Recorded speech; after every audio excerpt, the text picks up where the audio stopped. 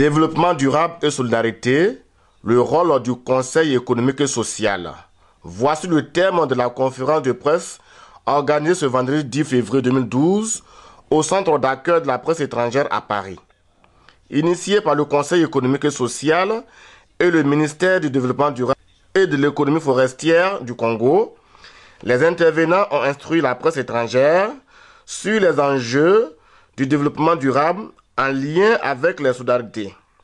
Toute une politique que l'État congolais a mise en place depuis l'annonce du Conseil économique et social de l'ONU en 2008, en vue de lutter efficacement contre le changement climatique. Depuis les années 80, le Congo a émis le mot d'ordre une colle, un champ.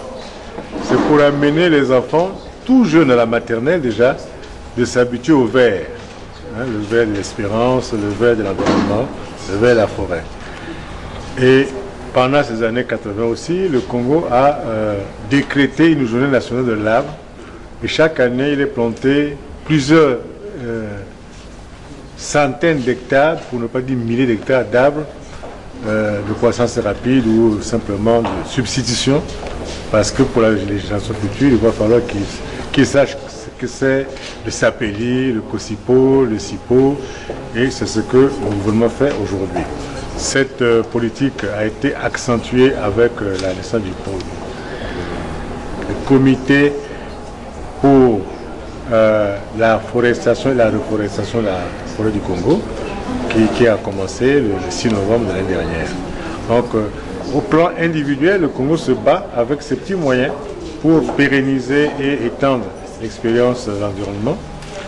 Mais au plan international, nous souhaiterions que les initiatives congolaises soient relayées par la communauté internationale, puisque les engagements avaient été pris. Mais jusqu'à aujourd'hui, il n'y a que deux pays, la Suède et la Grande-Bretagne, qui ont chacun déposé à la BAD, pour le compte du massif forestier congolais, 200 millions chacun de dollars. C'est pourquoi l'Union des conseils économiques et sociaux des États francophones se sont donné rendez-vous les 2 et 3 mai prochains à Brazzaville au Congo pour harmoniser leurs points de vue avant le sommet de Rio de juin prochain sur les questions de développement durable.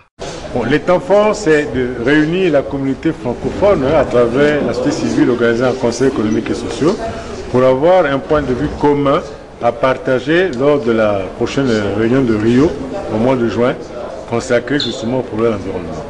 Et l'espace francophone est très grand, ça va de l'Asie aux Amériques et en Afrique, en Europe. Il y a là aussi peut-être une spécificité tout à fait à nous, qu'il faut essayer d'aborder calmement, patiemment, sûrement, pour pouvoir échanger avec d'autres visions du monde lors de la conférence de Rio. Notons que plus de 500 personnalités sont attendues à Malabo, en Guinée équatoriale, du 22 au 28 mars 2012, dans le cadre du Forum international de la société civile sur le changement climatique. Une autre occasion pour les organisations non gouvernementales d'inviter les États industrialisés, surtout les pays les plus pollueurs, à mettre en œuvre le protocole de Kyoto.